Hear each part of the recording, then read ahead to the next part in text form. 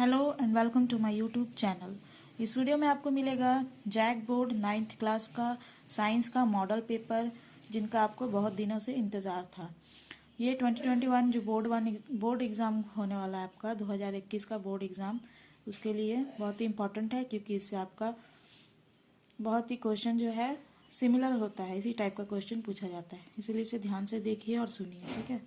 तो ये सब्जेक्ट है साइंस, क्लास है 9th, टोटल मार्क्स इसका है 40, 1 मार्क्स फॉर ईच क्वेश्चन। मैंने हर सवाल के जवाब का आपको 1 मार्क्स मिलेगा, ठीक है। इसमें देखिए एक सवाल है जिसके 4 ऑप्शन दिए हैं, ABCD।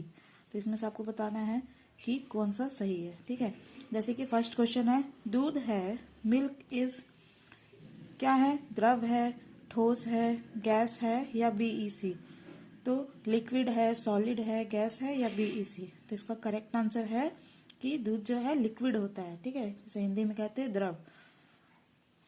लिक्विड की डेफिनेशन हमने पढ़ा है शुरू से, जो द्रव की परिभाषा पढ़ा है उसमें हमेशा एग्जाम्पल में दूध लिया जाता था, पानी लिया जाता था, ठीक है। तो ये जो लिक्विड है।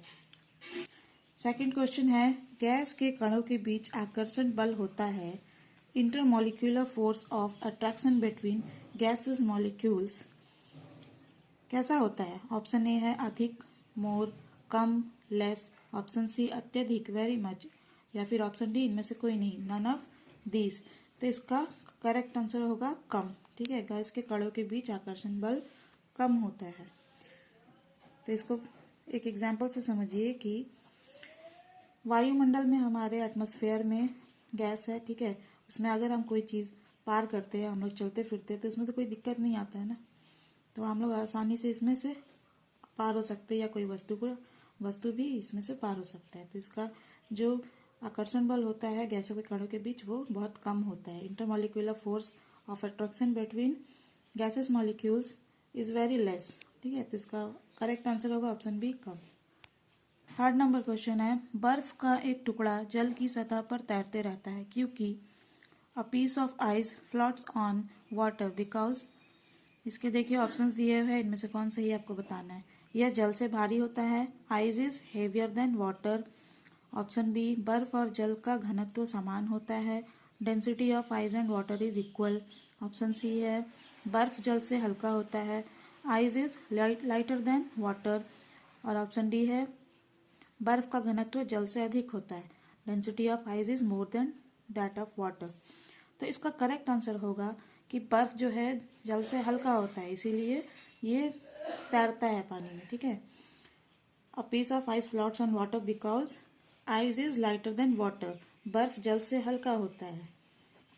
कोई भी हल्का ही चीज़ जो पानी में तैरता है, जैसे कि आपने बहुत बार वो पानी वाला जहाज कागज का बना के तैराया है ना पानी में, उसी तरह। तो कागज का वेट भी बहुत कम होता है पानी की अपेक्षा, इसीलिए वो भी तैरता है। इसी तरह बर्फ भी पानी में तैरता है, ठीक है। अगर आप सब्सक्राइब नहीं किए हो, नए हो मेरे चैनल पर, सब्सक्राइब कर लीजिएगा, क्योंकि आपको और भी सब्जेक्ट के मॉडल पेपर, एग्जाम से related, exam routine, form fill up, सारे इसमें इंफॉर्मेशन मिलते रहेंगे। चलिए आगे बढ़ते हैं। नेक्स्ट क्वेश्चन, फोर्थ नंबर, गर्म करने पर गैस का आयतन on heating density of gas. Options दिए इसके, ऑप्शन ए बढ़ता है, इंक्रीजेज। ऑप्शन बी घटता है, डिक्रीजेज। ऑप्शन सी अपरिवर्तित रहता है, नेवर चेंजेस। या फिर ऑप्शन डी इनमें से कोई नहीं। तो इसका करेक्ट आंसर होगा कि बढ़ता है। ऑप्शन ए बढ़ता है, इंक्रीजेज। जब भी गर्म करने पर गैस का आयतन बढ़ जाता है, ठीक है, गैस का वॉल्यूम बढ़ जाता है, heating on heating density of gas increases. हाँ देखिए, अब फिफ्थ नंबर क्वेश्चन है, निम्नलिखित में कौन कपड़ा गर्मियों के समय में अधिक आरामदेह होता है, ठीक है। तो गर्मी के समय में क्या कपड़ा पहनना आरामदेह होता है, तो सबको पता है क्या होता है, सूती, कॉटन, ठीक है। इसके ऑप्शन दिए, पॉलिस्टर, सिल्क, कॉटन या फिर सिंथेटिक। तो इसका करेक्ट आंसर है सूती, कॉटन, ठीक है। आरामदेह होता है, गर्मियों के दिन में पहनने के लिए सूती कपड़ा आरामदेह होता है। क्वेश्चन नंबर 6 है, प्रोटॉन कण है, प्रोटॉन पार्टिकल इज कैसा है प्रोटॉन कण। ऑप्शंस दिए, ऋण आवेशित यानी नेगेटिवली चार्ज्ड।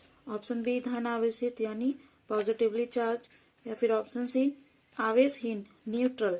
या फिर ऑप्शन डी इनमें से कोई नहीं, none of this.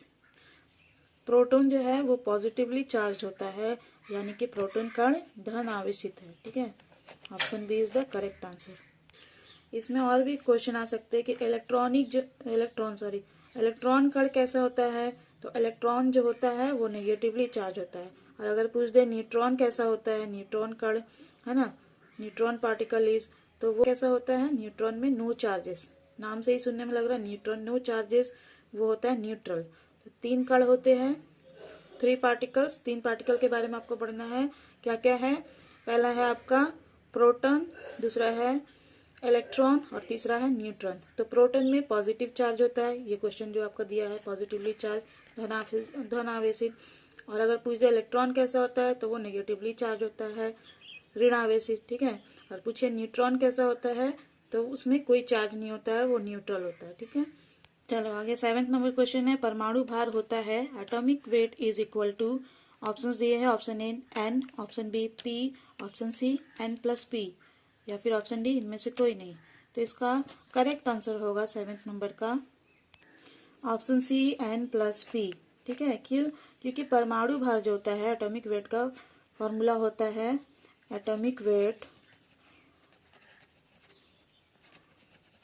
Equal to N plus P, ठीक है, इसको याद रखिएगा। न्यूट्रॉन और प्रोटॉन को मिलाकर एटॉमिक वेट हो जाता है, ठीक है। दोनों को ऐड करेंगे तो एटॉमिक वेट निकल जाता है। क्या क्या चीज, न्यूट्रॉन प्लस प्रोटॉन। इसी क्वेश्चन को घुमा के दे सकता है कि न्यूट्रॉन अगर इतना है किसी संख्या में 5 है, प्रोटॉन इतना है 10 है, तो इसका एटॉमिक वेट क्या होगा। तो दोनों को जोड़ देंगे, 5 + 10 15 हो जाएगा एटॉमिक वेट, ठीक है। क्वेश्चन नंबर 8 है, परमाणु के नाभिक में कौन से कण उपस्थित होते हैं। In nucleus of an atom which of these particles are present. Options दिए हैं, ऑप्शन ए इलेक्ट्रॉन एवं proton, electron and proton, option B proton एवं neutron, proton and neutron, option C electron एवं neutron, electron and neutron, option D है electron proton and neutron. तो इसका correct answer होगा option B proton एवं neutron. परमाणु के नाभिक में प्रोटॉन एवं न्यूट्रॉन कण उपस्थित होते हैं। In nucleus of an atom proton and neutron are the particles are present, ठीक है। In nucleus of an atom proton and neutron particles are present, ठीक है। 9th नंबर क्वेश्चन है, इनमें से कौन अक्रिय गैस है। Which of the following is inert gas, ठीक है। अक्रिय गैस माने जो अभिक्रिया नहीं करता है ना, इनर्सिया नहीं होता है जिसमें। तो ऑप्शंस दिए हैं, option A nitrogen, option B neon, option C chlorine, या फिर ऑप्शन डी ऑक्सीजन। तो इसका करेक्ट आंसर होगा नियॉन, ठीक है। नियॉन गैस जो है वो इनर्ट गैस होता है, अक्रिय गैस होता है, ठीक है। कैसे पता लगाएंगे कि कोई गैस अक्रिय है कि नहीं है। तो जब इलेक्ट्रॉनिक विन्यास किया जाता है ना, तो जब देखिए नियॉन का क्या होता है 2 8 8, ठीक है, 2 8 8। तो लास्ट में जब इसका 8 आता है, ये राइट साइड से फर्स्ट वाला जो 8 आया ना, तो उसको बोलते हैं इनर्ट गैस, अक्रिय गैस, ठीक है। जब भी इलेक्ट्रॉनिक विन्यास निकालेंगे लास्ट में अगर 8 आए तो वो हो गया इनर्ट गैस, अक्रिय गैस। क्वेश्चन नंबर 10 है, केनाल किरणें किसका किरण पुंज है। केनाल रेज आर, ऑप्शंस दिए, option A proton, option B electron, option C neutron, या फिर ऑप्शन ए अल्फा कण, अल्फा पार्टिकल्स। तो इसका करेक्ट आंसर है ऑप्शन ए प्रोटॉन। केनाल किरणें प्रोटॉन का पुंज है, ठीक है। प्रोटॉन किरण किसका किरण पुंज, हाँ केनाल किरणें प्रोटॉन का किरण पुंज है, ठीक है। Canal rays are proton. अब देखिए नेक्स्ट क्वेश्चन 11th नंबर है, एक तत्व के समस्थानिक होते हैं। Isotopes of an element have, option A different atomic number, भिन्न परमाणु संख्या, option B different chemical properties, भिन्न रासायनिक गुण, option C same atomic number, समान परमाणु संख्या, या option D none of this, इनमें से कोई नहीं, ठीक है। तो इसको समझने के लिए आपको समझना होगा कि आइसोटॉप्स जो होते हैं एक तत्व के समस्थानिक क्या होते हैं, आइसोटॉप्स क्या होते हैं। तो जो वेरियस एलिमेंट्स होते हैं ना, भिन्न भिन्न तत्व, उनका अगर परमाणु संख्या समान हो, ठीक है, एटॉमिक नंबर सेम हो, समान हो परमाणु संख्या, तो उसे ही कहते हैं आइसोटोप्स, या फिर हिंदी में कहते हैं उसको समस्थानिक, ठीक है। भिन्न भिन्न तत्व होते हैं, वेरियस एलिमेंट्स होते हैं जिनका परमाणु संख्या एटॉमिक नंबर समान होता है, एक जैसा होता है। तो यहाँ पे देखिए किस में दिया हुआ है, समान परमाणु संख्या, same atomic number, option C है। ठीक है, तो जिनका एटॉमिक नंबर या परमाणु संख्या समान हो उसे कहते हैं समस्थानिक या इंग्लिश में आइसोटॉप्स। नेक्स्ट क्वेश्चन है, सोडियम का सही इलेक्ट्रॉनिक विन्यास क्या है? Electronic configuration of sodium is, इसका कॉन्फ़िगरेशन क्या होगा? ऑप्शन ए है 2-8-3, ऑप्शन बी 2-1-8, ऑप्शन सी 8-2-2 या ऑप्शन डी 2-8-1। तो इसका करेक्ट आंसर है ऑप्शन डी 2-8-1। सोडियम का इलेक्ट्रॉनिक विन्यास, electronic configuration of sodium is 281, option D. ठीक है, इलेक्ट्रॉनिक विन्यास जो है, इलेक्ट्रॉनिक कॉन्फ़िगरेशन, अच्छे से आप कुछ एलिमेंट्स का जो इंपॉर्टेंट है सबका आप कर लीजिएगा क्योंकि ये जरूर आएगा। क्वेश्चन नंबर 13 है, किसी तत्व के परमाणु में 18 न्यूट्रॉन एवं 17 प्रोटॉन है, तत्व का परमाणु द्रव्यमान होगा in an element of atomic contains in an element of atom contains 18 neutron and 17 proton, what will be its atomic weight? Atomic weight क्या होगा? तो मैंने अभी आपको ऊपर बताया था ना, एटॉमिक वेट का फॉर्मूला क्या होता है? एटॉमिक वेट इक्वल टू होता है न्यूट्रॉन प्लस प्रोटॉन। ठीक है, एटॉमिक वेट का फॉर्मूला है, परमाणु द्रव्यमान का फॉर्मूला है N प्लस P। ठीक है, तो यहाँ पे क्या बोला है कि 18 न्यूट्रॉन है और 17 प्रोटॉन है, 17 प्रोटॉन। तो जो दोनों को जोड़ देंगे तो ऐड कर देंगे तो कितना होगा? 35। तो option A is the correct answer. ठीक है, इसी तरह नंबर चेंज हो जाएगा, अगर यहाँ 18 की जगह 10 लिख दिया, 17 की जगह 12 या 15 लिख दिया तो कंफ्यूज मत होइएगा। बस ये फॉर्मूला याद रखिएगा कि एटॉमिक वेट का फॉर्मूला है न्यूट्रॉन प्लस प्रोटॉन। न्यूट्रॉन और प्रोटॉन की संख्या को जोड़ेंगे तो एटॉमिक वेट यानी कि परमाणु द्रव्यमान मिल जाएगा। ठीक है, चलो क्वेश्चन नंबर 14 है, यदि किसी वस्तु का विस्थापन 0 है तो उस वस्तु द्वारा तय की गई दूरी है। If displacement of a body is 0 then distance travelled by a body can be, क्या हो सकता है? ऑप्शन ए 0, ऑप्शन बी 0 नहीं नॉन जीरो, ऑप्शन सी ऋणात्मक नेगेटिव, ऑप्शन डी 0 अथवा 0 नहीं भी हो सकता है, मे बी 0 और मे नॉट। ठीक है, तो अगर विस्थापन 0 है, मैंने मान लीजिए कोई वस्तु यहाँ पे पड़ा है, ठीक है, तो इसको बोलते हैं विस्थापन। ठीक है, डिस्प्लेसमेंट पॉइंट है, ये डिस्प्लेसमेंट पॉइंट है, ये विस्थापन है, तो विस्थापन तो 0 ही से होगा ना, 0 से ही ना स्टार्ट करेंगे, है ना। तो 0 से हुआ, लेकिन जब अगर हम डिस्टेंस इसमें लेते हैं, ऐसे ये वस्तु कहीं ले जाके ऐसे रख दिए या कोई इंसान जाके इतना दूर तक चला, तो इसका विस्थापन तो 0 ही से होगा, 0 ही से स्टार्ट करेगा कोई चलना। तो यहाँ से अगर यहाँ जाएगा तो क्या इसका दूरी 0 ही होगा? नहीं ना, या तो आप 10 कदम चलेंगे या 5 कदम चलेंगे या 2 कदम चलेंगे, 1 किलोमीटर भी चल सकते हैं। हाँ, तो दूरी तो कुछ ना कुछ होगा ना इसका डिस्टेंस। तो विस्थापन तो 0 हो सकता है, लेकिन दूरी जो है वो 0 नहीं हो सकता है, 0 नहीं हो सकता है। ठीक है, तो इसका करेक्ट आंसर होगा 0 नहीं, ऑप्शन बी। ठीक है, कि विस्थापन तो 0 होता ही है, डिस्प्लेसमेंट पॉइंट तो 0 होता ही है, लेकिन कभी भी डिस्टेंस जो होता है, दूरी जो होता है, 0 नहीं हो सकता है, कुछ ना कुछ होगा ही। अगर कोई चल रहा है, फिर रहा है, या कोई सामान उठा के दूसरी जगह रख दिए तो उसका डिस्टेंस तो कुछ ना कुछ होगा ना। चलो अब नेक्स्ट क्वेश्चन की ओर बढ़ते हैं। क्वेश्चन नंबर 15, ओडोमीटर मापता है, ओडोमीटर मेजर्स, ओडोमीटर क्या मापता है? ऑप्शंस दिए हैं, ऑप्शन ए चाल यानी स्पीड, ऑप्शन बी दूरी यानी डिस्टेंस, ऑप्शन सी समय टाइम, ऑप्शन डी औसत चाल एवरेज स्पीड। तो ओडोमीटर जो है ना, ओडोमीटर यंत्र, ओडोमीटर मेजर्स क्या मापता है? दूरी। ठीक है, डिस्टेंस, ओडोमीटर दूरी मापता है, डिस्टेंस मापता है। क्वेश्चन नंबर 16 है, 18 किलोमीटर पर आवर का वेग मीटर पर सेकंड के तुल्य होता है, कितना होगा? Change 18 kilometre per hour velocity into metre per second. अगर किलोमीटर पर आवर को मीटर पर सेकंड में चेंज करना है तो हमको क्या करना होगा? वेग को, जो वेग दिया हुआ है या वेलोसिटी दिया हुआ है, ठीक है, उसको हम लोग इंटू 5/18 करते हैं। तो यहाँ वेलोसिटी कितना दिया है? 18।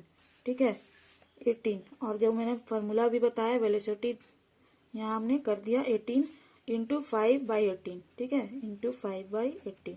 तो यहाँ 18 कट गया। ठीक है, क्या बचा? 5। तो इसका करेक्ट आंसर हो गया ऑप्शन डी 5। ठीक है, और अगर इसी चीज को उल्टा कर दे कि मीटर पर सेकंड को किलोमीटर में चेंज करना है, तो हम लोग भी क्या करेंगे? ये 5/18 को उल्टा करके 18/5 लिख देंगे, ठीक है। 18/5 से यानी 18/5 से गुणा कर देंगे वेलोसिटी को, तो आ जाएगा आपका आंसर। क्वेश्चन नंबर 17 है, किसी विशेष दिशा में कण की चाल को उसका डैश कहते हैं। A particles speed in a particular direction is known as dash, क्या कहलाता है? ऑप्शन ए है वेग वेलोसिटी, ऑप्शन बी त्वरण एक्सेलरेशन, ऑप्शन सी चाल स्पीड, ऑप्शन डी इनमें से कोई नहीं। तो इसका करेक्ट आंसर है वेग यानी वेलोसिटी। वेलोसिटी का, वेग का आपने डेफिनेशन पढ़ा होगा या अर्थ मीनिंग पढ़ा होगा, तो यही बताता है कि किसी विशेष दिशा में कण की चाल को उसका वेग कहते हैं। A particles speed in a particular direction is known as velocity. Question number 18 है, न्यूटन किसका मात्रक है? न्यूटन इज यूनिट ऑफ, किसका मात्रक है, किसका यूनिट है? ऑप्शन ए बल का, फोर्स का, या फिर ऑप्शन बी कार्य का, वर्क, ऑप्शन सी त्वरण का, एक्सेलरेशन, ऑप्शन डी वेग का, वेलोसिटी। तो इसका करेक्ट आंसर होगा फोर्स, ठीक है। न्यूटन जो है फोर्स का एसआई मात्रक है, ठीक है। फोर्स का किसका मात्रक है? फोर्स का, बल का, ऑप्शन में करेक्ट आंसर है। न्यूटन फोर्स का मात्रक है। न्यूटन का गति का कौन सा नियम बल की परिभाषा देता है? Which law of motion of Newton defines force? Newton का गति का कौन सा नियम बल की परिभाषा देता है? न्यूटन ने 3 नियम बताया था, तो पहला देता है, दूसरा देता है, तीसरा देता है, या इनमें से कोई नहीं, फर्स्ट, सेकंड, थर्ड, या फिर नन ऑफ दिस। तो इसका करेक्ट आंसर होगा कि न्यूटन का जो पहला नियम है, फर्स्ट लॉ है, उस वही बल को डिफाइन करता है, ठीक है। First law of motion of Newton defines force. Force को कौन डिफाइन करता है? पहला जो नियम। क्वेश्चन नंबर 20 है, ध्वनि तरंगों की चाल सबसे ज्यादा होती है। Speed of sound is more in, option A ठोस में, इन सॉलिड, ऑप्शन बी द्रव में, in liquid, option C gas में, इन गैस, ऑप्शन डी तीनों में समान। तो ठोस में कैसा होता है? ठोस जो है उसमें बहुत ज्यादा होता है, ठीक है। लेकिन द्रव में, द्रव यानी लिक्विड में, पानी में पानी डालेंगे तो कितना आवाज करता है? उतना नहीं करता जितना ठोस में करेगा, सॉलिड में, ठीक है। जैसे ठोस क्या हो गया, कोई लोहा हो गया, पीतल हो गया, तांबा हो गया, इसको एक दूसरे में टकराएंगे तो कितना साउंड आता है इसमें से? बहुत ज्यादा, ठीक है। और गैस में जब हम लोग केमिस्ट्री लैब में जाते हैं, गैस वाला हम लोग ये करते प्रैक्टिकल, तो कितना उसमें साउंड होता है? नहीं होता है उतना जितना कि ठोस में हो।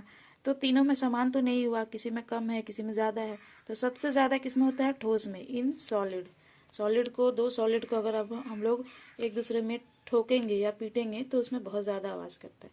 तो ध्वनि तरंगों की चाल सबसे ज्यादा ठोस में होती है। Speed of sound is more in solid. Question number 21 है, श्रव्य ध्वनि का परास होता है। Audible range of sound is, option D 0 to 20 hertz, 20 to 20,000 hertz, option C 20 to 2,000 hertz, या फिर ऑप्शन डी 20,000 हर्ट्ज। तो इसका करेक्ट आंसर है 20 to 20,000 हर्ट्ज, ठीक है। जो हमारा कान है वो 20 से 20,000 हर्ट्ज तक सुन सकता है। 20,000 से ज्यादा सुनेंगे तो कान खराब हो सकता है, हम बहरे हो सकते हैं, कान में कुछ भी दुष्प्रभाव हो सकता है, बैड इफेक्ट हो सकता है, ठीक है। ये 1000 हर्ट्ज को हम लोग ऐसे भी लिख सकते हैं 20 किलो हर्ट्ज, ठीक है। तो यहाँ पे के जो हो गया वो 1000 का सिंबल हो गया। तो अगर ऐसा आ जाए तो कंफ्यूज मत होइएगा। क्वेश्चन नंबर 22 है, आवृत्ति n तथा तरंग दैर्ध्य लेमडा वाले तरंग की चाल v में क्या संबंध है? Relation between frequency and wavelength, जिसको हम लोग लेमडा से इंडिकेट करते हैं, and speed v of a wave is, क्या है इसका? ऑप्शंस दिए, option A B C D. तो इसका करेक्ट आंसर क्या होगा? क्योंकि v equal to N lambda होता है, ठीक है। तो यहाँ पे कौन सा दिया हुआ है ऐसा? ये option A v equal to N lambda. Question number 23 है, कार्य का ऐसा ही मात्रक, ऐसा unit of work is, options दिए हैं। तो इसका करेक्ट आंसर क्या है? ऑप्शन ए जूल, ठीक है। कार्य का ऐसा ही मात्रक जो है जूल होता है। सार्वत्रिक गुरुत्वाकर्षण स्थिरांक g का मान है। The value of universal gravitational constant g is, इसमें कुछ समझने का है, डायरेक्ट बता दे रही हूँ, ठीक है। तो इसका ऑप्शन दिए ए बी सी डी। तो इसका करेक्ट आंसर है 6.67 इंटू 10⁻⁻11 न्यूटन मीटर स्क्वायर पर केजी स्क्वायर। तो ऑप्शन बी इसका करेक्ट आंसर है। देखिए ये भी सेम है, ये भी सेम, ये दोनों सेम है, लेकिन क्या डिफरेंस है? बस यहाँ माइनस लिखा हुआ है और यहाँ पे माइनस नहीं लिखा हुआ है, तो 10⁻−11, 10 का पावर -11 होगा तभी ये होगा, ठीक है। कंफ्यूज नहीं होना, गलत नहीं करना। क्वेश्चन नंबर 25 है, 4 वस्तुएं PQR तथा S के द्रव्यमान क्रमशः 5 kg, 10 kg, 15 kg तथा 20 kg है। किसका जड़त्व सबसे अधिक होगा? The masses of 4 bodies PQR and S are 5 kg, 10 kg, 15 kg and 20 kg respectively, which will have maximum inertia, ठीक है। तो किस में ज़्यादा सबसे अधिक जड़त्व होगा या इनर्सिया होगा? तो इसे एक एग्जाम्पल से समझिए कि अगर कोई वस्तु 5 किलो का है, 10 किलो का है, 15 किलो का है, 20 किलो का है, तो किसको खींचने में आपको ज़्यादा फोर्स लगेगा? सबसे ज़्यादा किसको आपको खींचने में ताकत लगेगा? तो 20 किलो का वस्तु, तो इसी को कहते हैं जड़त्व, ठीक है। कि किसी चीज़ को खींचने में मुश्किल होना, तो सबसे ज़्यादा जो सबसे भारी होगा उसी को मुश्किल होगा ना। तो जिस वस्तु का द्रव्यमान अधिक होता है उसका जड़त्व भी अधिक होता है। जिसका मास ज़्यादा होगा उसी का इनर्सिया भी ज़्यादा होगा। तो इसमें सबसे ज़्यादा मास वाला वस्तु क्या है? वस्तु S, ठीक है। 20 kg का है तो इसमें इनर्सिया भी ज़्यादा लगेगा। Option D is correct answer. Question number 26 है, निम्न में कौन सही है? Which of the following is correct?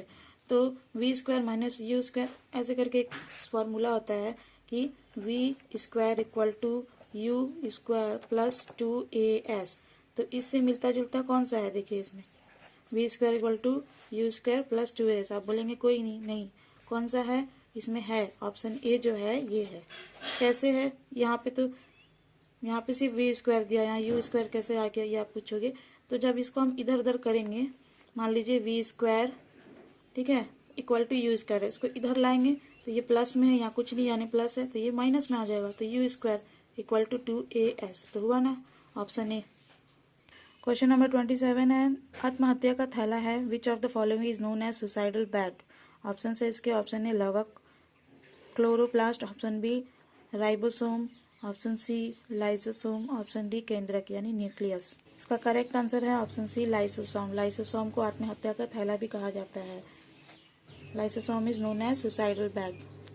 Question number 28 है, कोशिका की खोज किसने की थी? Who discovered cell? यहाँ से आपका बायोलॉजी क्वेश्चन स्टार्ट हो रहा है 28 नंबर से, ठीक है। तो कोशिका की खोज किसने की थी? Robert hook. रॉबर्ट हुक ने कोशिका की खोज की थी। Robert Hooke discovered cell. इसका आंसर हो गया option A Robert hook.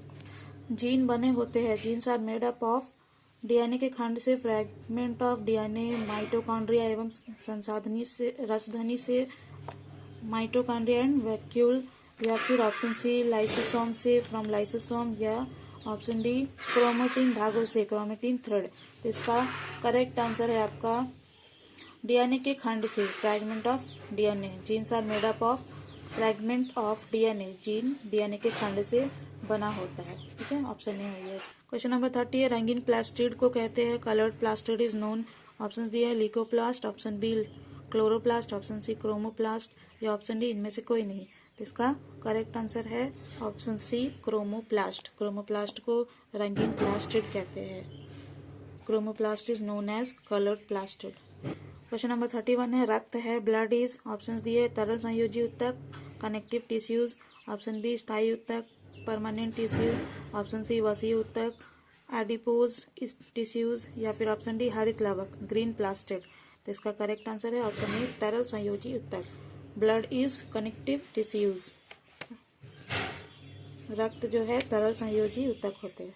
Question number 32 है, रतौंधी कैसा रोग है? Night blindness is option A आनुवांशिक रोग है, हेरिडेटरी डिसीज, ऑप्शन बी हार्मोनों की गड़बड़ी से उत्पन्न रोग है, due to imbalance in hormone, option C कुपोषण से उत्पन्न रोग है, माल न्यूट्रिशन है, या फिर ऑप्शन डी विटामिन ए की कमी से उत्पन्न रोग, deficiency in vitamin E.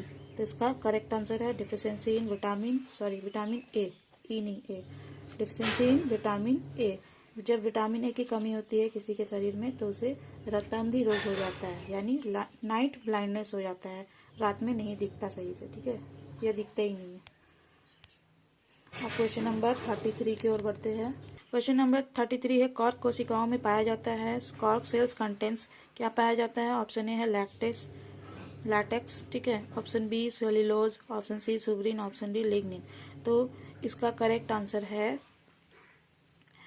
Option C suberin, cork कोशिकाओं में सुब्रीन पाया जाता है। कॉर्क सेल्स कंटेन्स सुब्रीन, ठीक है, कॉर्क कोशिकाओं में सुब्रीन पाया जाता है। क्वेश्चन नंबर 34 है, शरीर का बाहरी और भीतरी रक्षक आवरण बनाते हैं।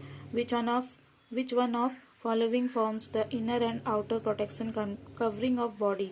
ऑप्शन दिए हैं, ऑप्शन ए संवेदी ऊतक sensory tissues, option B epithelium ऊतक एपिथेलियम टिश्यू, ऑप्शन सी संयोजी ऊतक कनेक्टिंग टिश्यू, या फिर ऑप्शन डी कंकाल ऊतक, ठीक है। तो इसका करेक्ट आंसर है ऑप्शन बी एपिथेलियम ऊतक। एपिथेलियम ऊतक जो है शरीर का बाहरी और भीतरी रक्षक आवरण बनाते हैं। Epithelium tissue forms the inner and outer protection covering of body. Question number 35 है, एनीमिया नामक बीमारी किस पोषक तत्व की कमी से होता है। Due to deficiency of which nutrients element does anaemia disease occur. जैसा कि आपको मालूम है, एनीमिया जो है, जिस इंसान की बॉडी में खून की कमी होती है उसे एनीमिया की बीमारी होती है। तो खून में क्या पाया जाता है। ऑप्शन ए है आयोडीन, ऑप्शन बी है आयरन, ऑप्शन सी है तांबा, ऑप्शन डी है जस्ता। तो ब्लड में जो होता है आयरन होता है, ठीक है। तो जिस इंसान की बॉडी में आयरन की कमी होगी, खून की कमी होगी, उसे ही एनीमिया होती है। तो इसका correct answer option B iron. Question number 36 है, एक दीर्घकालिक रोग है, a long lasting disease is. Option दिए हैं malaria, option B eczema, option C जुकाम, या ऑप्शन डी हैजा। तो इसका करेक्ट आंसर है ऑप्शन बी एक्जिमा। एक्जिमा जो हो जाता है ना, स्किन की बीमारी है, वो बहुत मुश्किल होता है इसको ठीक करना। इलाज करा करा के थक जाओ, ठीक नहीं होगा। तो ये बहुत ही दीर्घकालिक रोग है। A long lasting disease is eczema. वायुमंडल में कार्बन डाइऑक्साइड के बढ़ने का संबंध है। The rise of level of carbon dioxide in the atmosphere is concerned with. The rise of level of carbon dioxide in the atmosphere is concerned with. Option दिए, option A समुद्र तल के उठने से, rise in sea level, option B ozone परत के अपक्षय से, depletion of ozone layer, option C अम्ल वर्षा से, एसिड रेन्स, या ऑप्शन डी चक्रवात से, साइक्लोन्स। इसका करेक्ट आंसर है ऑप्शन ए समुद्र तल के उठने से, राइज इन सी लेवल, ठीक है। क्वेश्चन नंबर 38 है, पौधे जिन पदार्थों का संश्लेषण करते हैं वह कहलाते हैं। The substance synthesised by plants are called as. Options दिए हैं जैव रसायन बायोकेमिकल्स, ऑप्शंस बी चट्टान रॉक, ऑप्शन सी फल फ्रूट, ऑप्शन डी कार्बोहाइड्रेट, ठीक है। तो इसका करेक्ट आंसर है जैव रसायन, ठीक है। पौधे जिन पदार्थों का संश्लेषण करते हैं उन्हें जैव रसायन कहते हैं। The substance synthesised by plants are called biochemical. Question number 39 है, मलेरिया रोग का वाहक है। The vector of malaria is. Malaria कैसे फैलता है। मक्खी से, मच्छर से, तिलचट्टा से, या चूहा से। तो इसका करेक्ट आंसर है मच्छर, मॉस्किटो से। क्वेश्चन नंबर 40 है, वे प्राकृतिक पदार्थ जिनका उपयोग मनुष्य अपने जीवन यापन एवं विकास के लिए करता है कहलाते हैं। The natural substance that are used by humans for living and development are called as. क्या कहलाता है। ऑप्शन ए है रासायनिक पदार्थ, केमिकल सब्सटेंस, ऑप्शन बी है वस्तु, ऑब्जेक्ट, ऑप्शन सी है प्राकृतिक संपदा, नेचुरल रिसोर्सेज, या ऑप्शन डी है उपयोगी पदार्थ, यूजफुल सब्सटेंस। तो इसका करेक्ट आंसर है ऑप्शन सी प्राकृतिक संपदा, नेचुरल रिसोर्सेज, ठीक है। वे प्राकृतिक पदार्थ जिनका उपयोग मनुष्य अपने जीवन यापन एवं विकास के लिए करता है प्राकृतिक संपदा कहलाते हैं। The natural substance that are used by humans for living and development are called as natural resources. तो गाइज आपको ये वीडियो पसंद आया है तो इसे लाइक करना, मेरे चैनल को सब्सक्राइब करना, और इसे अपने फ्रेंड्स में, स्टडी ग्रुप में जितना हो सके शेयर करना। Thank you viewers for watching this video.